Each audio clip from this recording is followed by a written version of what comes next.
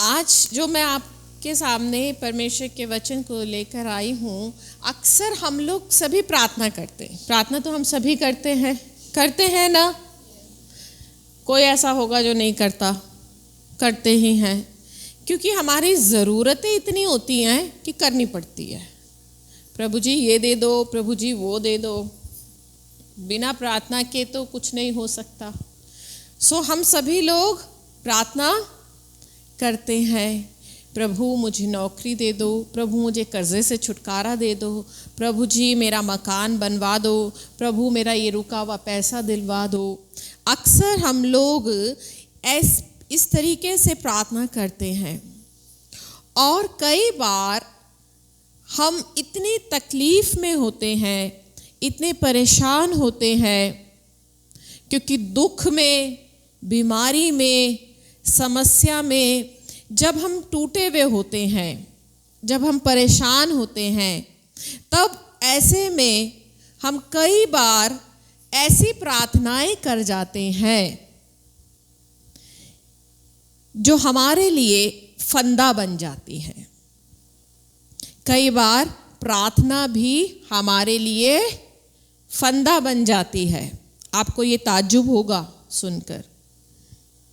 आपने अभी तक बस ये सीखा है प्रार्थना करो, प्रार्थना करो, प्रार्थना करो, मगर हमें ये नहीं पता होता कि हमें प्रार्थना कैसे करनी है। और हमारे मन में जो आता है अपनी बात मनवाने के लिए कि प्रभु जी बस मेरी बेटी का ब्याह हो जाए, ब्याह करवाने के चक्कर में हम ऐसी प्रार्थना कर जाते हैं जो हमारे लिए फंदा बन जाती है। प्रभु मुझे बेटा दे दो, बेटा पाने के चक्कर में ऐसी प्रार्थना कर जाते हैं जो हमारे लिए फंदा बन जाती है। प्रभु जी नौकरी नहीं है, मेरा पैसा रुका हुआ है, मिल नहीं रहा है, अब दुख में है, परेशानी में है, समस्या में है, अब क्या करें? प्रभु से बात तो मनवानी है कैसे भी करके। तो हम कैसे भी करके हम ऐसी प्रार्थना कर जाते हैं जो हमारे लिए फंदा बन जाती है। आपको सुनकर ताज्जुब तो हो रहा होगा, ऐसी प्रार्थना जो मेरे लिए फंदा बन जाती है। और हम ये काम जानबूझ के नहीं करते हैं, अनजाने में करते हैं, क्योंकि हमें ये पता नहीं है कि हमें प्रार्थना कैसे करनी है। नए नियम में प्रभु यीशु मसीह ने क्या कहा है? जब तू प्रार्थना करे तो अन्य जातियों के समान बक बक ना करना। यह नहीं कि जो मुंह में आए प्रभु जी बोलने में लगे, बोलने में, बस जैसे भी हो मुझे अपनी बात मनवानी है प्रभु से। क्योंकि प्रभु ने क्या कहा है? क्योंकि तुम्हारा स्वर्गीय पिता तुम्हारे मांगे जाने से पहले ही जानता है। वो जानता है कि तुम्हारी क्या आवश्यकता है। और हम लोग अपनी प्रार्थना के लिए हम इतना बकबक करते हैं कि मेरी प्रार्थना पूरी हो, प्रभु मुझे संतान की आशीष मिल जाए, प्रभु मेरे बेटे को ये नौकरी मिल जाए, प्रभु मेरा मकान बिक जाए, प्रभु मेरा मकान बन जाए, प्रभु मेरी इससे शादी हो जाए, मेरी उससे शादी हो जाए। इस तरीके की प्रार्थनाएं हम बकबक इतनी करते हैं कि वो प्रार्थना हमारे लिए फंदा बन जाती है। दूसरे बोलो तो हमारे जीवन में एक बंधुआई को ले आती है, श्राप को ले आती है ऐसी प्रार्थना। हालेलुया। अगर हम परमेश्वर के वचन को निकाल कर पढ़ें, सभा उपदेशक और उसका 5वां अध्याय, सभा उपदेशक और उसका 5वां अध्याय और उसका पहला पद क्या बोलता है? जब तू परमेश्वर के भवन में जाए तब सावधानी से चलना, सुनने के लिए समीप जाना मूर्खों के बलिदान चढ़ाने से अच्छा है, क्योंकि वो नहीं जानते कि बुरा करते हैं। सबसे पहला पद क्या कह रहा है? जब तू परमेश्वर के भवन में जाए, जब तुम परमेश्वर की उपस्थिति में जाओ, जब तुम प्रार्थना करने के लिए बैठो, जब तुम परमेश्वर की समीपता में जाओ, तब सावधानी से चलना। अब सावधानी से चलने का मतलब कैसे है? जब आप किसी बड़े व्यक्ति के सामने जाते हो, तब अपने आप को बहुत ही संभाल के फटाफट अपना दुपट्टा, अपनी चुन्नी, अपने कपड़े वगैरह यूं ठीक करोगे, देखोगे कि मैं सही हूँ, और अपने बहुत सावधानी से धीरे धीरे चलते हो, है ना? क्योंकि आपको पता है कि आप एक किसी बड़े व्यक्ति के सामने जा रहे हो। आप ऐसे ही उठ के नहीं चले जाओगे, बहुत सावधानी के साथ जाओगे, और जब बोलोगे भी तो बहुत सोच कर बोलोगे, बहुत संभल कर बोलोगे। क्या लिखा है? सुनने के लिए समीप जाना मूर्खों के बलिदान चढ़ाने से अच्छा है। यानी सुनने के लिए समीप जाना उस व्यक्ति से अच्छा है जो बड़े बड़े बलिदान चढ़ा रहा है, परंतु है मूर्ख, उसको समझ नहीं है, उसका ध्यान इस बात पे नहीं है कि प्रभु की आत्मा मुझसे क्या कह रही है। वो सोच रहा है कि मैं बड़ी भेंट चढ़ाऊंगा, मैं परमेश्वर को बड़ा गिफ्ट दूंगा, परमेश्वर को बहुत ज्यादा दान दूंगा, ये करूंगा, वो करूंगा। उसका ध्यान सुनने की तरफ नहीं है। आज कलीसिया का भी यही तो हाल है। आज जब हम प्रभु के पास में आते हैं तो हमारा ध्यान सुनने की तरफ नहीं होता है। अगर मैं आपसे ये पूछूं ना कि बीते से बीते सप्ताह क्या प्रचार हुआ था, तो आप में से सबके नंबर कितने आएंगे? 0, है ना? क्योंकि हम भूल चुके हैं। आपने कल वचन सुना होगा, आपसे पूछा जाए कल क्या वचन सुना, अब वो भी भूल चुके होंगे। अगर मैं आपसे पूछूं 1 घंटा पहले जब आप घर पे आने से पहले YouTube पे भी कुछ ना कोई वचन सुन रहे होंगे, आप वो क्या सुन रहे थे, अब वो भी भूल चुके होंगे। क्योंकि सुनना हमारी आदत में बन गया है, मगर हमारा ध्यान नहीं होता है। सुनते सिर्फ हमारे कान हैं, हम नहीं सुनते हैं। तो वचन क्या कह रहा है? सुनने के लिए समीप जाना मूर्खों के बलिदान चढ़ाने से अच्छा है, क्योंकि वो नहीं जानते कि वो बुरा करते हैं। पद 2 क्या कह रहा है? बातें करने में उतावली ना करना। बातें करना मतलब, बातें करना ये नहीं कि जब आप चर्च में आओ तो बातें करना। बातें करना मतलब परमेश्वर से बातें करना। जब आप प्रभु की उपस्थिति में जाते हो, आप प्रभु से बातें करते हो। प्रभु ने यशायाह में क्या कहा है? आओ हम आपस में वाद विवाद करें, बातचीत करें।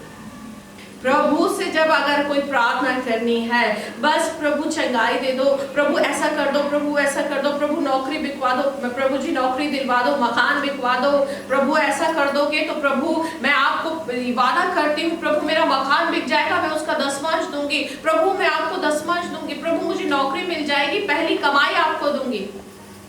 हम इस तरीके की बातें उतावली में, बस हमें पाना है, हमें चाहिए कि बस कैसे भी करके मेरी प्रार्थना सुनी जाए।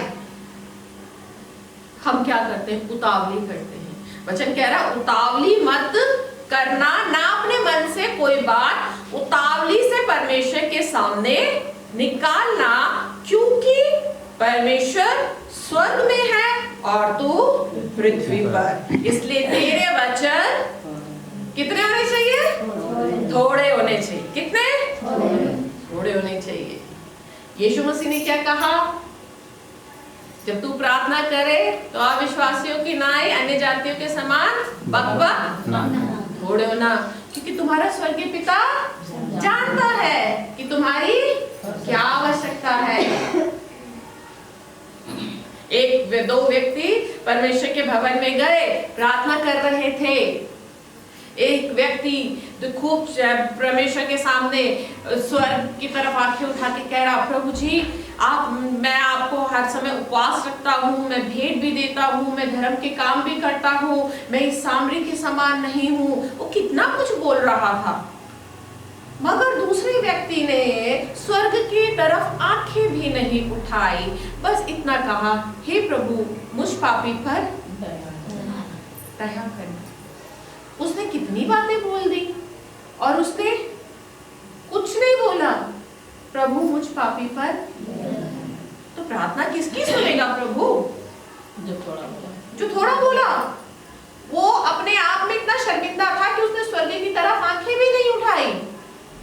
और यहाँ तो हम इतना कुछ बोल जाते हैं और बोलने के बाद में हम भूल भी जाते हैं। आपसे मैं पूछूं कि आपको जब चंगाई नहीं मिल रही थी, आपको याद है कि आपने क्या कहकर चंगाई प्रार्थना करी?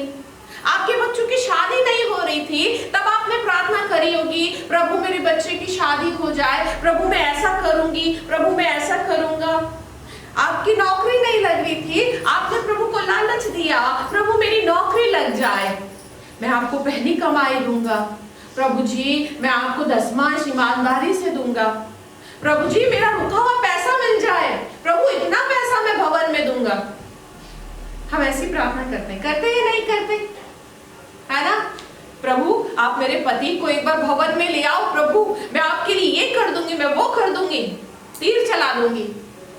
और फिर वचन में क्या लिखा है उसके बाद हम क्या कहते हैं? भूल जाते हैं। क्योंकि क्या कह रहा है? तेरे वचन थोड़े ही हो, ये मत कहना कि मेरे से कोई भूल हो गई। क्या है? चौथा पद क्या कह रहा है? जब तू परमेश्वर के लिए मन्नत मांगे, मन्नत माने, हमारी ऐसी प्रार्थना, हमारी ऐसी प्रार्थना, जब हम परमेश्वर से ऐसी प्रार्थना करते हैं, कुछ ना कुछ हम परमेश्वर के सामने वादा रखते हैं। प्रभु जी आप मेरे जीवन में ये आशीष दे दो, मैं ऐसा करूंगी। ये अपने आप में आपका परमेश्वर के साथ आपने वादा किया। आप उस समय तकलीफ में थे, आप उस समय परेशान थे क्योंकि आपके घर में परेशानी थी, आप पर कर्जा था, बच्चे बीमार थे, आप तकलीफ में थे, कोई आपकी सहायता नहीं कर रहा था, आप प्रभु में आए, आप टूटे हुए थे उस समय, और आपने उस टूटे हुए में आपने सोचा कि अब मेरे पास में कोई इलाज नहीं है, मैं अब प्रभु से ऐसी प्रार्थना करूं, प्रभु जी आप मेरे जीवन में, मेरे परिवार में आप ये काम कर दो, तो प्रभु मैं ऐसा करूंगी, मैं आपको भेंट दूंगी, प्रभु मैं आपकी सेवा करूंगी, प्रभु जी मेरा पति अगर विश्वास में आ जाएगा तो प्रभु जी मैं आपकी सेवा करूंगी, प्रभु जी मैं ये काम करूंगी, मैं वो काम करूंगा। हम ऐसी प्रार्थना जब करते हैं हम एक वादा कर लेते हैं परमेश्वर के साथ, और यही वादा, इस वादे को बोलते हैं मन्नत। जब आप अन्य जाति में थे, आप प्रभु में थे नहीं थे, तब ऐसे आपने बहुत मन्नतें मानी ना, मानी है। परमेश्वर ने नहीं कहा कि मुझसे मन्नत मांगो, परमेश्वर ने, प्रभु ने नहीं कहा। वो तो इतना दयालु परमेश्वर है, आपके बिना ऐसी प्रार्थना करे भी वो आपको सब कुछ देने में सक्षम है, मगर वो अपने समय अपने तरीके से देता है। परंतु क्योंकि हम मनुष्य हैं, हमारे अंदर उतावली है, जल्दबाजी है, हम बेसब्र होते हैं और हम अपनी इच्छा पूरी करना चाहते हैं। अगर कोई लड़की देख ली, कोई लड़का देख लिया, तो बस उसी के पीछे पड़ जाना, प्रभु मेरी इससे शादी करा दो, आप मेरी इससे शादी करा दोगे तो प्रभु मैं सच कहती हूँ पिता मैं आपकी सेवा करूंगी। अब भैया परमेश्वर ने तो आपके लिए कोई अच्छा ऑप्शन रखा होगा ना, मगर ये तो आपकी इच्छा है कि आप उससे शादी करना चाहते हो, प्रभु ने तो नहीं कहा।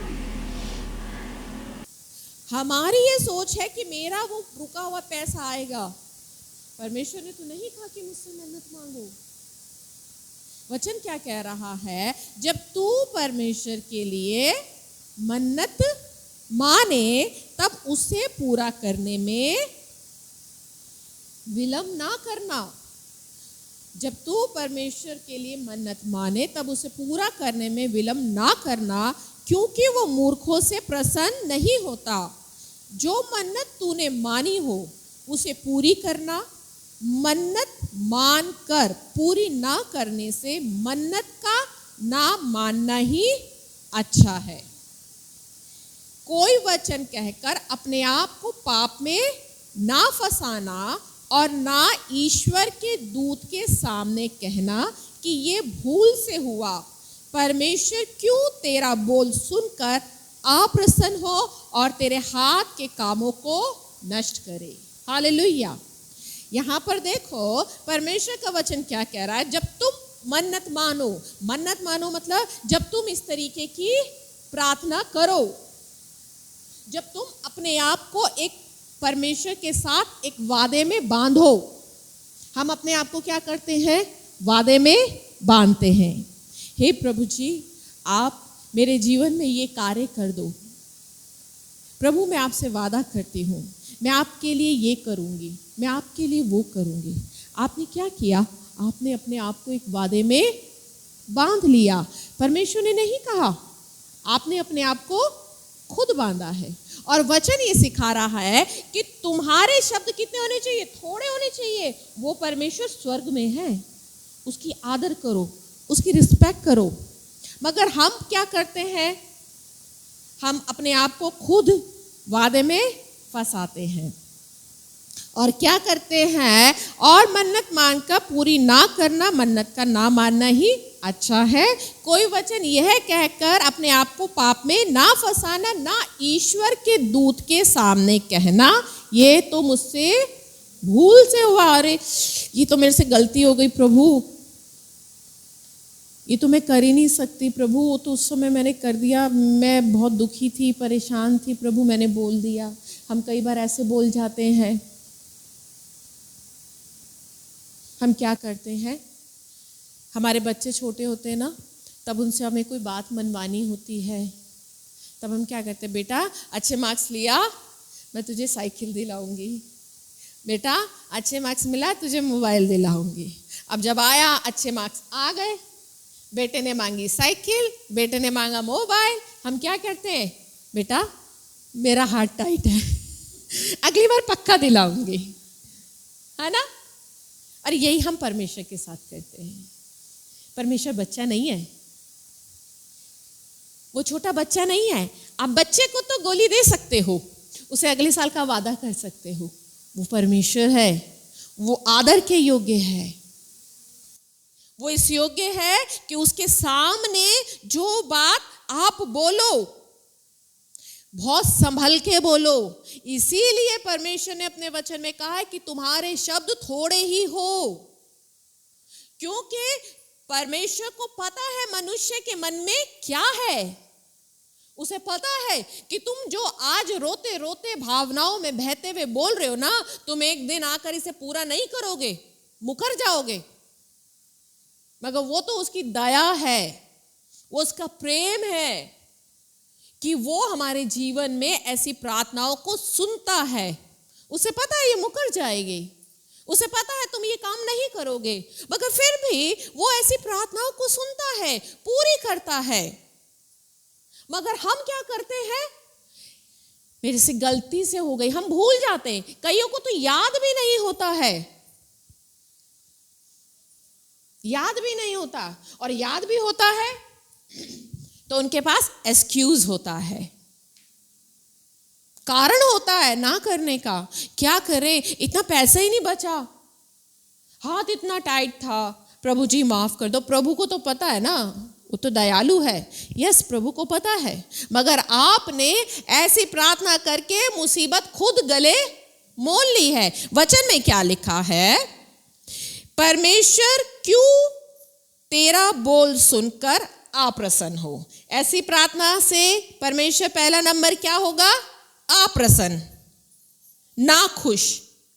दूसरा, और तेरे हाथ के कामों को नष्ट करे। वो क्या करेगा फिर, आपके हाथ के कामों को नष्ट करेगा। एक बहन ने एक प्रचारक से प्रार्थना कराई, मेरे लिए प्रार्थना कर दो भैया जी, मेरा ये मकान बिक रहा, मेरा मकान नहीं बिक रहा, मेरा मकान बिकेगा, मैं इस मकान का 10वांश दूंगी। मकान बिक गया। अब बहन जी भूल गई, अब जब पैसा आता है, अब भाई मकान बिका, आपको 10वांश 20 लाख का बिका होगा, 30 लाख का, नॉर्मली इतना तो रेट होगा, है ना। 20 लाख तो कम से कम हम आज सोच लेते हैं, चलो अब 20 लाख का दसवां देने की बारी आई। अब मकान बिकवाने के चक्कर में ऐसी प्रार्थना करवा दी। उन्हें लगता है प्रभु तो स्वर्ग में है, वो कौन सा नीचे आएगा लेने के लिए, चलो ऐसी प्रार्थना करवा देते हैं, अपनी मनवाने के लिए करवा दी। अब जब आया नंबर तो उनके पास एक्सक्यूज आ गए, वही छोटे बच्चों की तरह, बेटा हाथ टाइट है, अगली बार है। उन्होंने कहा हम तो नहीं दे सकते, हमारा तो हाथ बहुत टाइट है, क्योंकि हमें आगे भी मकान लेना है और भी खर्चे हैं। आपको पता है क्या हुआ उस बहन का? उसने अपने पलंग के नीचे सारा पैसा रखा हुआ था, सारा का सारा पैसा। वो बाहर गई हुई थी, बच्चे खेल रहे थे, सारा का सारा पैसा चोरी हो गया। क्यों? किसने कहा था ऐसी प्रार्थना करने के लिए? किसने कहा था कि ऐसी प्रार्थना करके तुम अपने आप को फंदे में फंसाओ? क्या परमेश्वर ने कहा कि मुझसे ऐसी प्रार्थना करो? प्रभु ने कहा है कहीं बाइबल में? मगर आज कलीसिया करती है या नहीं करती? करती है ना। जब दुख में होते हैं, बच्चा नहीं हो रहा होता, प्रभु बच्चा दे दो, आप एक बच्चा दे दोगे, प्रभु मेरा पूरा घराना विश्वास करेगा, प्रभु आपकी सेवा करूंगी, मैं अपने बच्चे को आपको दे दूंगी। और जब सब कुछ मिल गया तो ओके बाबा, टाय टाय टाटा बाय बाय, है ना। फिर क्या होता है? आए दिन बच्चा बीमार रहता है। प्रभु शादी करा दो एक बार, आपकी सेवा करूंगी। ऐसी शादियों में क्या हो जाता है? फंदा, लड़ाई झगड़ा, 4 दिन की चांदनी होती है, क्योंकि उस समय भावनाओं में बह के कर दी। बाइबल के लोग ऐसे थे। हन्ना नाम की एक औरत थी, बांझ थी, उसकी बच्चा नहीं होता था। पहला शमूएल की किताब में हन्ना नाम की एक औरत थी, वो बांझ थी, उसके बच्चे नहीं होते थे। उसने परमेश्वर के सामने रोते हुए प्रार्थना करी, प्रभु जी यदि आप मुझे बच्चा दोगे तो वो बच्चा मैं आपके भवन में दूंगी।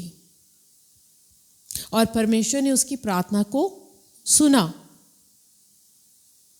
उसने परमेश्वर से वादा करी थी कि परमेश्वर जैसे ही वो बच्चा दूध छोड़ेगा, दूध 3-3.5 साल की उम्र में छोड़ देता होगा, हार्डली हुआ 4 साल तक में, मैं वो बच्चा आपके भवन में दे दूंगी। और जब उस बच्चे ने दूध छोड़ा, वो बच्चा हन्ना, सोचो एक औरत जो बांझ थी, जिसे कभी बच्चे नहीं हुए, पहला बच्चा, अगर वो हम में से होते, हम में से कोई होता तो हम क्या करते? प्रभु पहला बच्चा है, कैसे दूं? वो भी भवन में छोड़कर आना है, अगला बच्चा दे दूंगी, प्रभु को कुछ और दे दूंगी। मगर उसने दूध छुड़ाते ही वो बच्चा परमेश्वर के भवन में छोड़कर आ गई थी। एली नबी के सामने, एली महायाजक को देकर आ गई कि मैंने परमेश्वर से ये मांगा था, परमेश्वर ने मेरी कोख खोली, ये बच्चा मैं परमेश्वर के भवन के लिए दे रही हूं। क्या आप में से है किसी में इतना दम? एक बांझ जिसे बच्चे नहीं होते थे, उसकी कोख प्रभु ने खोली और वो पहला फल उसने परमेश्वर को दे दिया। और उसका प्रतिफल ये हुआ कि परमेश्वर ने उसकी कोख खोल दी, उसने एक बच्चा परमेश्वर को दिया, परमेश्वर ने उसको और संतानें दे दी थी। क्यों? क्योंकि उसने अपनी मन्नत पूरी करी थी। आज हम लोग जब करने का टाइम आता है तब हमारी हालत खराब हो जाती है। क्या हम में से है ऐसी कोई औरत? हम कहते हैं कि प्रभु प्रार्थना नहीं सुन रहे हैं। प्रभु, अरे परमेश्वर सुनने के लिए तत्पर है, वो सुनने में देर नहीं करता। उसने क्या कहा है? तुम्हारे अधर्म के कामों के कारण तुम्हारी प्रार्थनाएं, मेरा हाथ तुम तक नहीं पहुंचता, क्योंकि तुम्हारे अंदर इतना दुष्टता है। उसे पता है कि हम मुकर कर प्रार्थना कर कर भूल जाते हैं। हम ऐसी प्रार्थनाएं उतावलेपन में कर तो रहते हैं। न्यायियों की किताब में एक व्यक्ति था जो इज़राइल का न्याय करता था। उसका नाम था यिप्त। आप निकाले न्यायियों की किताब, आप ये 11वां अध्याय 11 का 30 से आप पढ़े।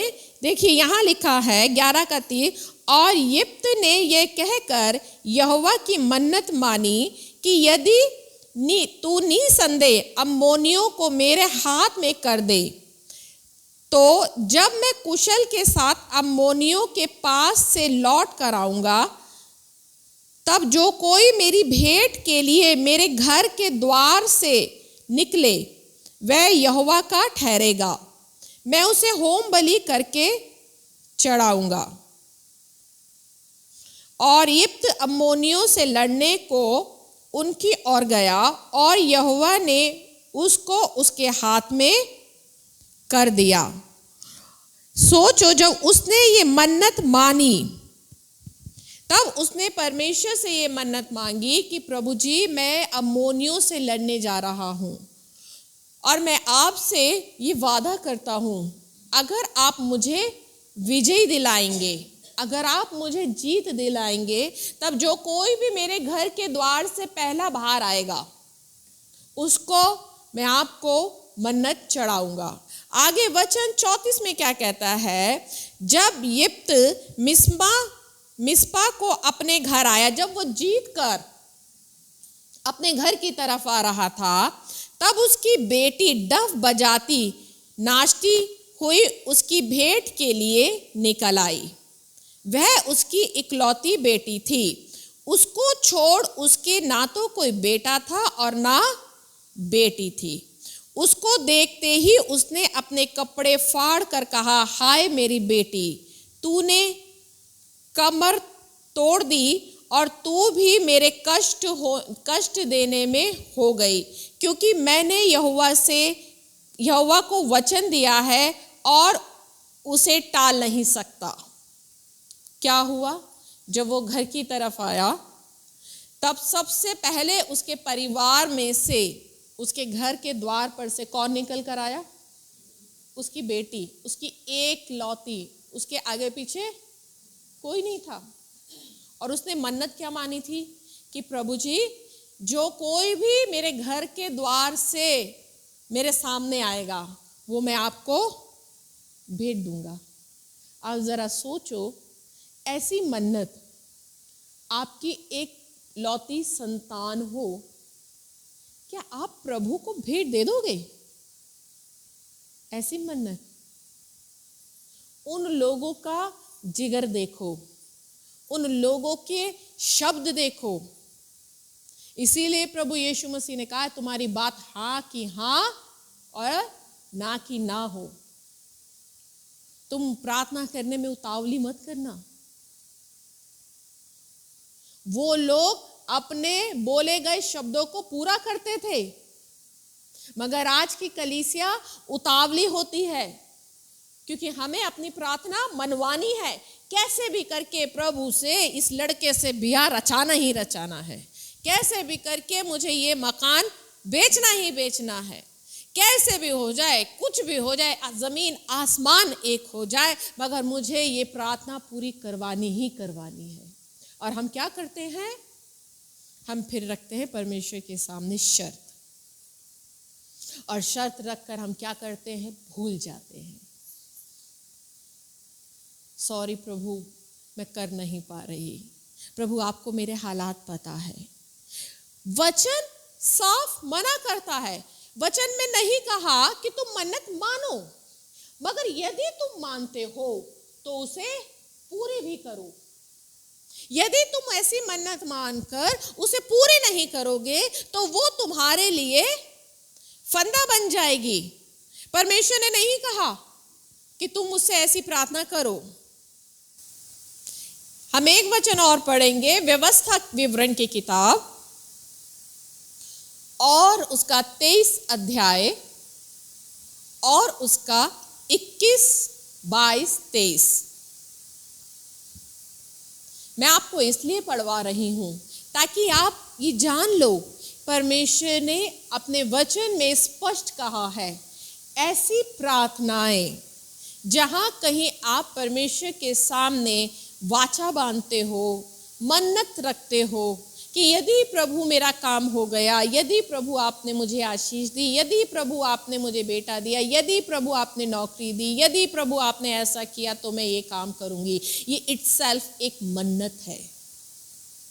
आप भले उसे मन्नत शब्द ना बोलो, आप तो भावनाओं में बहते हुए, रोते हुए, दुख में, आपको पता है अब मैं हॉस्पिटल के बेड पर हूं, मरने पर हूं, प्रभु एक मौका दे दे, एक मौका दे दे प्रभु, यदि मैं ठीक हो गया या ठीक हो गई तो प्रभु मैं आपकी सेवा करूंगी।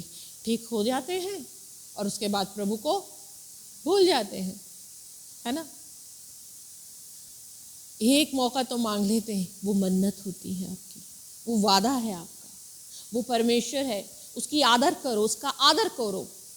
उसके सामने ऐसी ऊट पटांग की प्रार्थनाएं आपको मुसीबत में डाल देती है। क्या लिखा है? जब तू अपने परमेश्वर यहोवा के लिए मन्नत माने तो उसे पूरी करने में विलंब, देरी मत करना। जो मानी है प्रार्थना उसे तुरंत पूरी करना, क्योंकि तेरा परमेश्वर यहोवा उसे निश्चय तुझसे, क्या लिखा है? निश्चय तुझसे उसे ले लेगा। यदि तुमने विलंब भी किया तो परमेश्वर यहोवा को लेना आता है। वो ऐसा परमेश्वर नहीं है। वचन में क्या लिखा है? परमेश्वर किसी की परीक्षा नहीं करता। मनुष्य खुद अपनी अभिलाषाओं के कारण ही खुद ही परीक्षा में पड़ता है, खुद ही फंसता है। वो परमेश्वर थोड़ा फंसाता है। ना तो प्रभु ने कहा कि ऐसी मन्नत मांगो, ना प्रभु ने कहा कि मुझसे प्रार्थना करो, ऐसी खुद करो। वचन में यह है, यदि तू उसको पूरी करने में विलंब ना करना, क्योंकि परमेश्वर यहोवा उसे निश्चय तुझसे ले लेगा और विलंब करने से तू पापी ठहरेगा। और यदि आप विलंब करते हो तो आप क्या बन जाते हो? अगर आपने प्रार्थना कर दी ऐसी और पूरी नहीं करी तो वचन क्या बता रहा है? क्या बने? पापी। अब जब पापी बन गए तो क्या प्रभु के बेटे बेटी रहोगे? नहीं रहोगे, क्योंकि पापी की प्रार्थना प्रभु नहीं सुनते, है ना। क्या कहा कि तूने पापी ठहरेगा, परंतु यदि तू मन्नत ना माने, अगर तू मन्नत, तो तेरा कोई पाप नहीं। वचन बोल रहा है, अगर तुम मन्नत नहीं मानो, मत करो प्रार्थना, ऐसी प्रार्थना मत करो जो तुम्हें पापी बना रही है अपनी इच्छा पूरी करने के लिए। ऐसी प्रार्थना नहीं करोगे ना तो तुम पापी भी नहीं ठहरोगे। जो कुछ तेरे मुंह से निकले उसे पूरा करने में चौकसी करना। जो कुछ तेरे, याद रखो, एक बार आप परमेश्वर की उपस्थिति में बोल देते हो ना तो समझो वो ऊपर रिकॉर्ड हो जाता है। कई बार आप भले ही प्रार्थना में नहीं बोलते, कई बार लोग हमारे सामने वैसे ही आते हैं, दीदी जी मैं सोच रही हूँ कि प्रभु अगर मेरे जीवन में ये काम कर देगा ना तो मैं ऐसा करूंगी। किसने कहा? मैंने कहा आप ऐसी प्रार्थना करो। प्रभु ने कहा आ बैल मुझे मार। किसने कहा? आप खुद ही तो बुला रहे हो, न्योता दे रहे हो, है ना। आप बोले, आप फंसे, है ना। क्या कहा? जो कुछ तेरे मुंह से निकले उसे पूरा करने में चौकसी करना। चौकसी, अलर्ट रहना उसे पूरा करने के लिए, उतावली, जल्दी कर देना। जो कुछ तुम प्रभु से ऐसी प्रार्थना करके मानते हो तो उसे पूरी करो। तू अपने वचन देकर अपनी इच्छा से अपने परमेश्वर यहोवा की जैसी मन्नत माने वैसी ही स्वतंत्रता पूर्वक उसे पूरा करना।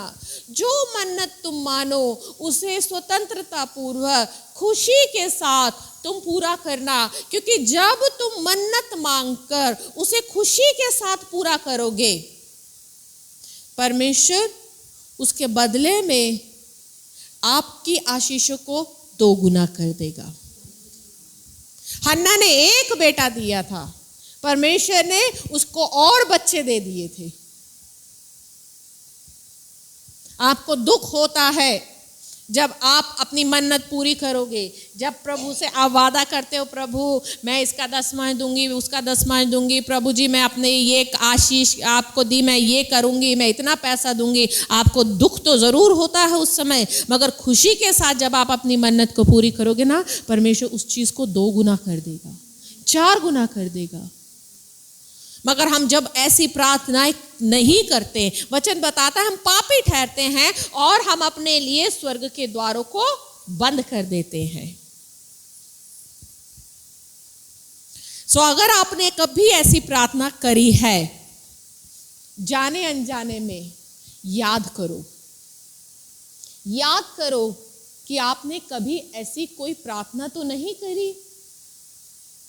शायद है कि आपने कभी ऐसी कोई प्रार्थना करी हो, आपने वादा किया हो, आप भूल गए हो, आपने पूरा ना किया हो, उसके कारण आपके जीवन में बंधवाई आ रही हो, आपके काम रुक रहे हो, क्योंकि हम परमेश्वर को गोली देने में बहुत चतुर हैं, है ना? मगर वो परमेश्वर है, स्वर्ग का परमेश्वर। इसीलिए प्रभु यीशु मसीह ने क्या कहा है? तुम बकबक मत करना। उसे पता है तुम्हारी क्या जरूरत है, उसे पता है कि समय पर तुम्हारा पैसा जाना है, उसे पता है कि तुम्हारे घर में खाने को नहीं है, उसे पता है तुम पर कर्जा है, उसे पता है कि तुम कितने दर्द में हो, उसे सारी तकलीफें पता है। आपको बताने की जरूरत नहीं है। जाओ तो बस इतना कहना, प्रभु तू मुझ पर अनुग्रह कर। आप इतनी सी ही प्रार्थना करोगे ना, आप सब कुछ पालोगे। मगर बहुत बकबक करके आप अपने आप को फंसा लेते हो। हालेलुया। इसलिए याद करना, कहीं जाने अनजाने में आपने ऐसी कोई प्रार्थना तो नहीं कर दी जो आपके लिए आज फंदा बनी हुई हो। परमेश्वर से माफी मांगना और उस प्रार्थना को पूरा करना। प्रभु आप सब लोगों को आशीष दे।